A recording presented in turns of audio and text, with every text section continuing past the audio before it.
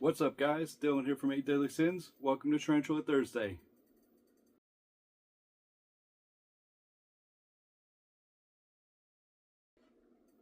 Today we're going to be taking a deep dive into shipping. I'm going to show you the boxes that I use, how I pack spiders. I can also show you alternative ways of packing spiders safely. I'll show you how we get spiders into dram vials. I'm going to talk about different sizes of dram vials and how we incorporate those into different size spiders. That way they're not bouncing around and that way they're not packed too tight. It's a very simple process, but there's a lot of knowledge into it. I'm going to show you also how I keep the temperature regulated inside the box, and I'll talk about temps and things like that. Today's video is going to be a little bit different. You're not going to see a lot of my face. I'm going to be working with my hands a lot. So I know the last video with husbandry, you've seen a lot of me, but this video is going to be a little bit different. You'll see a lot of me with the boxes and things like that. So let's get to it.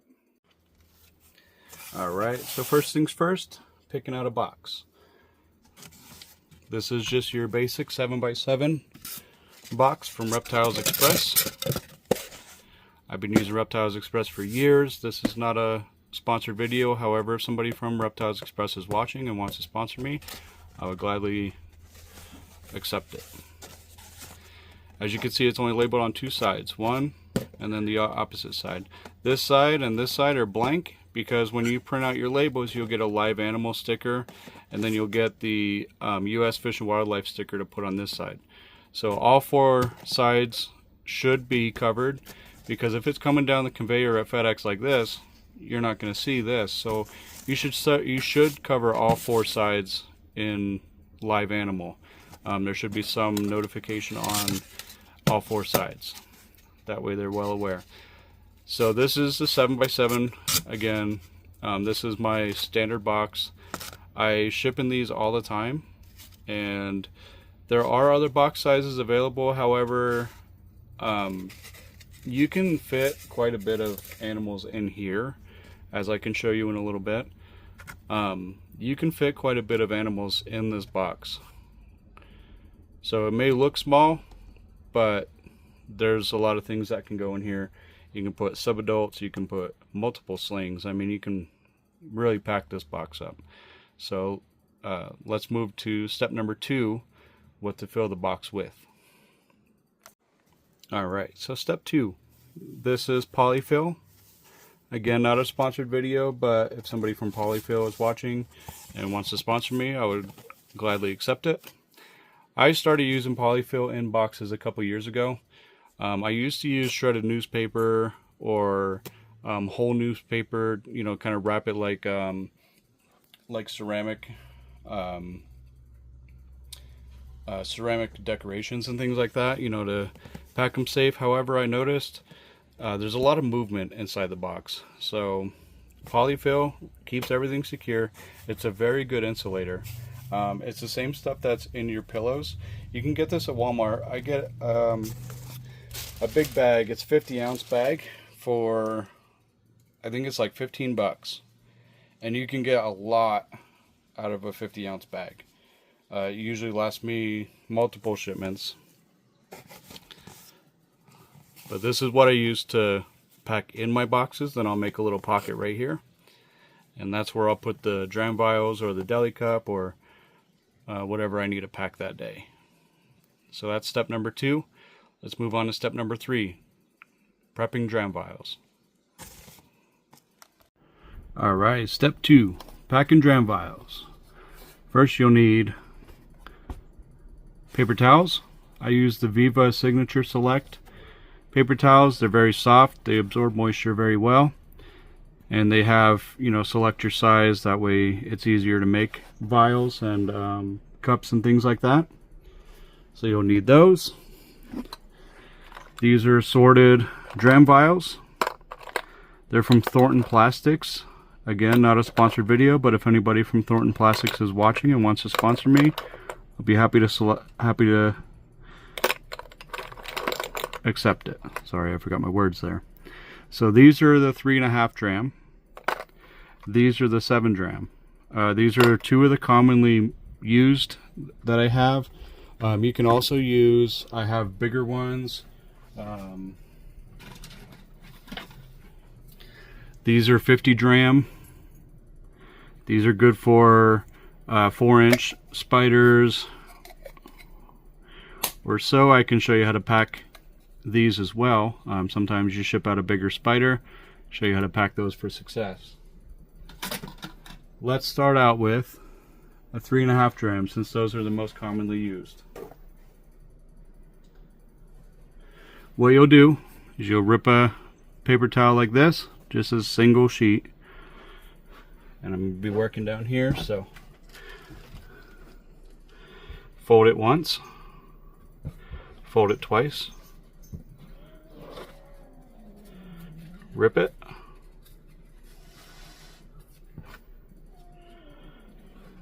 and then you take this here, fold it up like that, take your Sharpie, go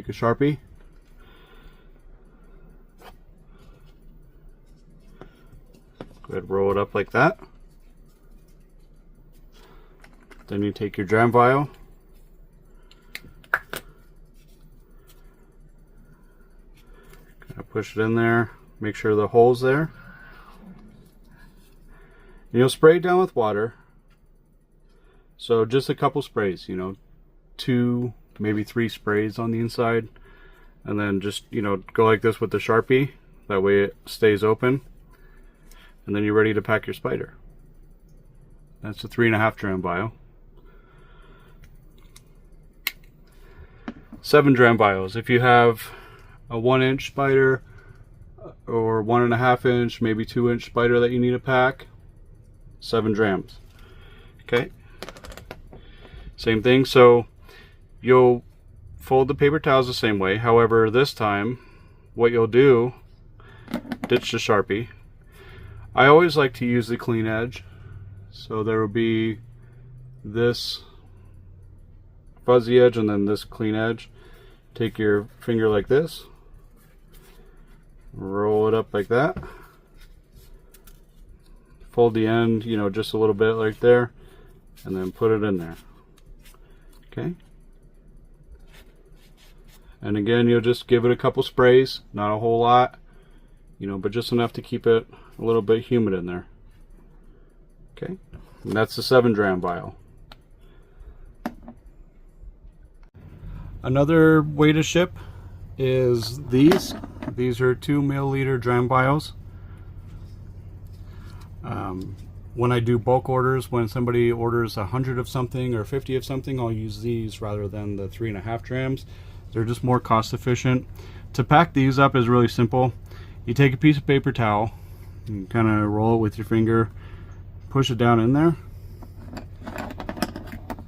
and then you spray it with a little bit of water, like 1 spray will do it. And then you take a little hint is colored pencil will be perfect size to get inside that dram, and you just kind of press it down in there. Bam, there's your dram vial. And with the damp paper towel to keep the humidity up, and when you close it, after you get the spider in there, you can poke 4 holes in the top. I usually do like 1, 2, 3, 4 holes in the top, just to give it a little ventilation. That's just a cheaper, more efficient way of packing if you do a lot of bulk orders. As long as your slings will fit in here. If you're doing bigger than like 1 inch, I don't know if they'll fit in here. But 1/2 inch, 3/4 inch to 1 inch, these are perfect. All right. Now let's say you have like a 4-inch female or something you have to ship out. I can show you with the 50 dram. So you have a bigger spider to ship. Okay.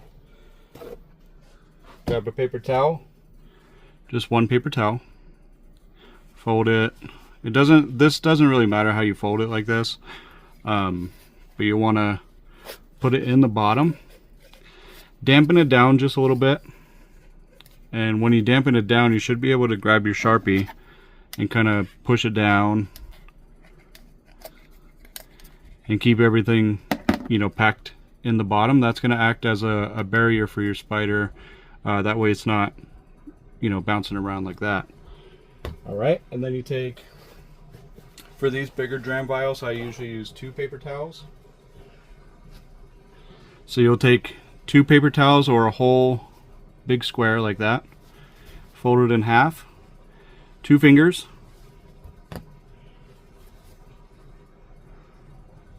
wrap it around like this, nice and tight around your fingers. Fold this in a little bit and just kind of work it in there. It's the best way. You'll feel it when it's in there. Give me 1 second. Let me get the camera steady again. There we go. So you'll feel it. You'll feel the tension on the inside. And there's your 50 dram vial. And then you put your moisture in there, spritz it a few times. Again, you don't need a lot of water, 2, 3, maybe 4 for these bigger vials. Then you'll be able to put your spider in there. And then for all of these, what I do is I'll take a spare paper towel. For the little dram vials, I rip a piece off like this. Once your spider's in there, once he's in there, kind of just cover the top like this. You don't need it to go down in the vial, you just kind of want to use it as a cap, and then you put the lid on like so. Okay, and then for the 7 dram, same thing.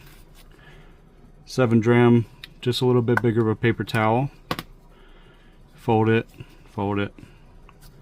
pack it on in there. And again, you don't want to push it down into the vial. You want to give that spider a little bit of room to move around in there. That way it doesn't get smushed in transit. For the big vials like this, just go ahead, fold it, and just kind of lay that right on top. Bam. Just like that. And then those 3 spiders are ready to go. Let's move on to step 4. How to properly pack them in the box, and then as I show you that, I can show you how to do temperature regulation and talk about temperatures. Alright, step 4. Packing the spiders in the box. So this is where, so this again is just a 7 by 7 standard box. So you'll spread it open, start with the big dram first. Kind of nestle that in there. This is where the pillow stuffing comes in handy, because you can kind of push it around and it'll nestle where you want it to go. And then you'll put your other drams in here. I usually try to keep them all on the same level. That way they're getting the same temperature, same thing. If you put spiders up here, they might get a little cooler, a little bit hotter. If you put them below it, same thing. You might get a little cooler, a little bit hotter. You keep them at the same kind of level, kind of like that. So then, after you pack those in there, what I'll do, take a little pillow stuffing, kind of work it in there. You'll feel the dram vials in there. You want to kind of work that around the dram vials, that way they're not bouncing around. I usually give, double check like this, make sure everything's good. And then once you get that in there, then your lid will go on. And then you'll tape the box up. Before you put the lid on, check the temperatures to where they're going to go. So temperatures from, I would say, 60 to 85. Let's do 65 to 85. You can ship to the house. You don't have to put any kind of pack in here. It's good just the way it is. You close it up, pack it up, boom, you're done with that box. Let's say it's a little bit warmer that day, 85 and up. you'll want to get some of these guys. These are cryo packs. They work great. Place that right on top, and they fit perfectly right there. Whatever you do, try not to put it right up against the animals, especially if you freeze your cryo packs. You don't want your animals to get too cold. So I usually put the stuffing up here, and I'll do a little bit less stuffing. Like, I'll take some out of here, and then I'll just put it down a little bit, and then I'll put the cold pack, and that usually keeps everything nice and cool in there. Let's say it's the opposite end. Let's say it's 65 and below, and you got boxes going out. It's cold. It's, you know, November. Uniheat. Uniheat makes heat packs. So for the colder months, this takes a little bit of practice, you guys. So Uniheat, these are the only heat packs you can use safely. Try not to use the hot hands heat packs because they get way too hot. I mean, you're looking up to almost 200 degrees surface temperature. You'll want to use the Uniheat heat packs because right here it says provides an average warmer surface temperature of 100 degrees, 30 degrees Celsius. And these can last up to 40 plus hours in the orange pack. Some people prefer to use the 60 hour, 72 hour, depends on what you're looking to ship and where you're looking to ship it. So what you'll do is, I'm not going to open these because once you open them it activates the heat. So what you'll do is, you know, pull it open, inside will be the heat pack. You can shake it up a little bit, you can do whatever. It's not really necessary, but some people do it for good measure. So then after you get the heat pack out, you'll lay it on a paper towel. And I always put a paper towel in between the heat pack and the animals because a bare heat pack gets pretty warm. You don't want them to cook inside the box. So depending on temperatures, like if it's, let's say 45 or 50 and I have to use a heat pack, I'll put a double layer of paper towels on these. I'll wrap it twice in paper towels, and I'll make sure it's good and not so hot. That way it doesn't cook your animals inside the box. But this is just a single layer of paper towels. It works if it's, you know, just barely time for heat packs, it works. So you'll place that on there, and then what you'll do is you take your tape. There will be a red stripe on the heat pack. You don't want to cover that red stripe. That's kind of what helps activate these. So I tape it on top around the foam, and then I'll tape it on bottom around the foam, and then leave that middle open. That way you still get your heat. And then you'll put it upside down, put it on your put it in the box, and it'll keep your animals nice and warm. I usually this is a little tip, a little trick, I usually don't flip that heat pack until I'm ready to take it to FedEx. I don't like them sitting inside that box. It stays warmer inside the house. So until I'm ready to go to FedEx, this stays out in the open. And then once I'm like, okay, I gotta go to FedEx, I gotta drop these guys off, I'll flip it and tape the box up. Okay.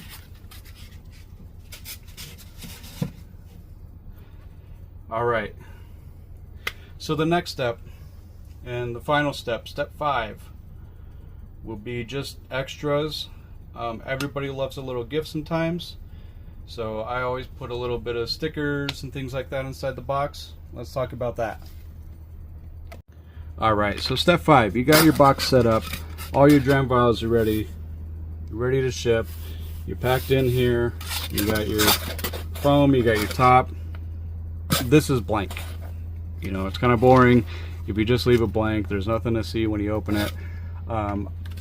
For those of you that place online orders, I put your invoice up here. That way when you open it, you have a little checklist to see, you know, what's inside the box. And then you will get 1 sticker or 2, depending on what you got. My friend Laura over at Gray Ghost hooked me up with some stickers, so those have been going in boxes as well. And then what I do is I just put a business card. So those 3 things are necessary to me when I'm packing a box, because the first impression means a lot.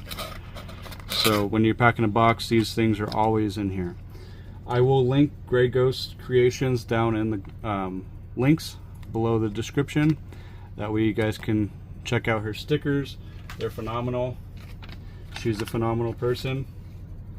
I support her 100% in her journey of making decorations and things like that, and stickers and drawings and paintings, and she's a master of her own craft. So I'll link her description, and if you guys want to go ahead and check her out on Etsy, feel free to do so.